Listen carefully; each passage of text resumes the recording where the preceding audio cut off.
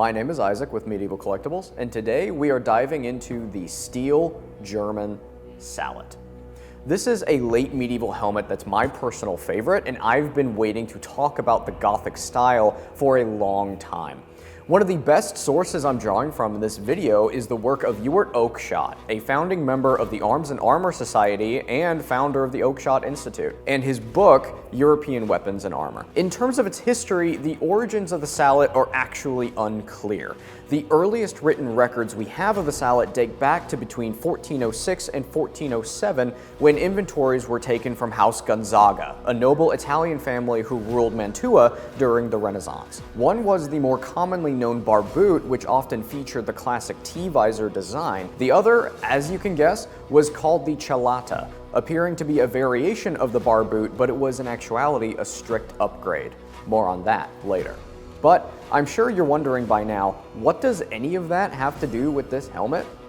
Well, the inventory taken from the Gonzaga family meant that Sallets were circulating around the area anywhere from a few decades to a century before they became mainstream. Throughout the 15th century, we see the Sallet change hands between Italy, France, and Germany. Prominent smiths and armor makers in areas like Milan and Innsbruck made these helmets for use in large-scale warfare. Many of these smiths traveled around the old world custom making these helmets for wealthy nobles and their private armies. This means the Sallet was considered so effective that soon entire armies were outfitted with them as part of their kit.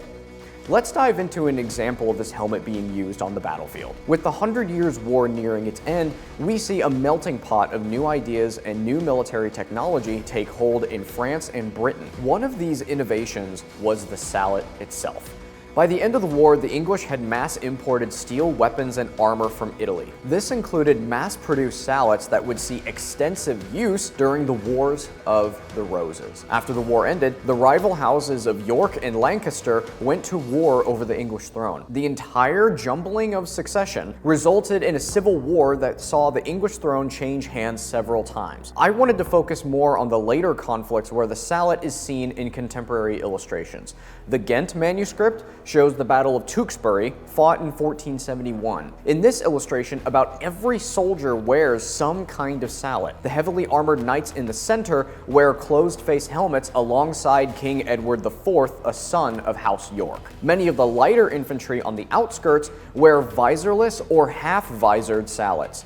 Like in the Ghent manuscript, Sallets started popping up in all kinds of illustrations and written sources, and I mean everywhere. It soon became apparent that this style of helmet was as versatile as it was effective. Different smiths from local areas tinkered with the design and made alternate versions of the Italian Sallet. Moving on, now that we know some of its history, let's talk about the Steel German Sallet that I have right here in front of me. Just looking at it, we can tell it's forged in the late German style, most notably by its full visor that comes down and locks into place.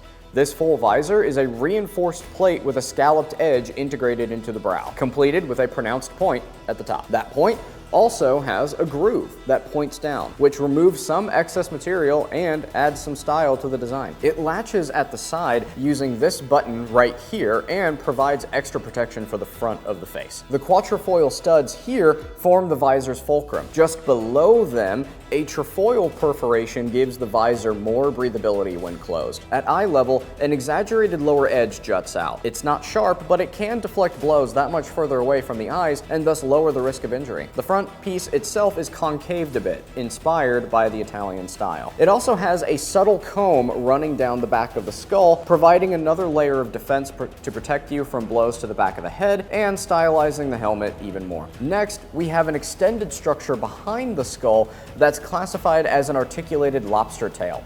Named so because it's riveted as several segments and not forged as one piece like some Sallets were. The rivets around the back of the neck punctuate the lobster tail segments further on. These articulated segments are called lames because they resemble pieces of lamellar armor. These lames have concave sections broken up by these merlons. I call them merlons because they resemble the top part of a castle with crenellations. The very bottom lame ends in a pronounced point with a center ridge that's reflected on the upper lames. These aspects show it was inspired by the style used during the 1470s and onward.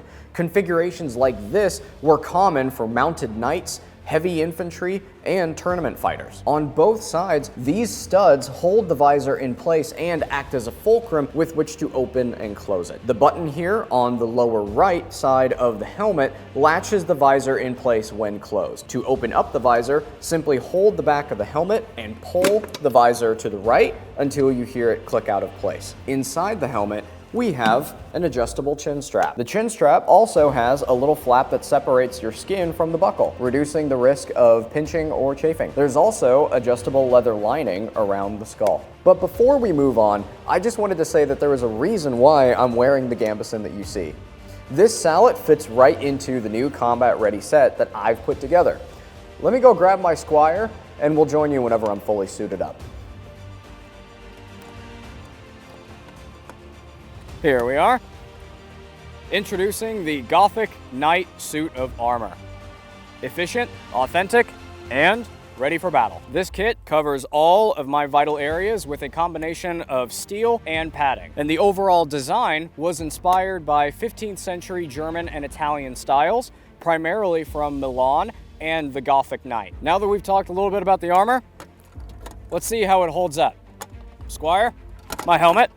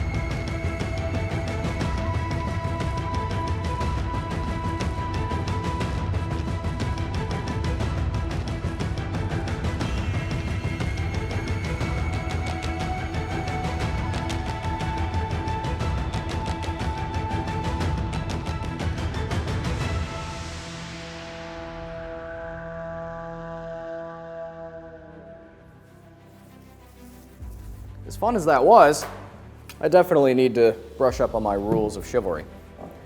There was no shortage of helmets like this. All forms of media and armor crafters still make replicas to this day. Yet it says something to the design if this kind of helmet made so many rounds throughout the historical stage. In Oakeshot's own words, helmets were practical things, and their evolution was functional, not fashionable. Compare it to helmets like the bassinet or the barboot, for instance. Older helmet styles were typically larger, heavier, and more cumbersome. The smaller sallet offered better protection without the need for a chainmail aventail. The sallet was also highly versatile, meaning it could be configured in different ways to best suit the wearer despite their social class or their martial ability. When closed, the visor offers protection from sword slashes and projectiles. The narrow eye slit makes stabbing at the eyes and face difficult, especially if you know what you're doing. And the sallet still stands as the iconic Renaissance helmet in pop culture and historical reenactment today. In Warhammer Fantasy and the Total War Warhammer series, the state troops and knightly orders of the Empire are shown wearing those helmets. Even the world of Ice and Fire involves the sallet in the companion lore book depicting the Battle of the Redgrass Field. Daemon Blackfire I and his army are wearing all kinds of sallets here. Our Steel German Sallet here has quite a lot of history behind it, and you can bring that history home to your war gear, whether you're fighting in the realms of fantasy or history. You can order this helmet today from our website at medievalcollectibles.com.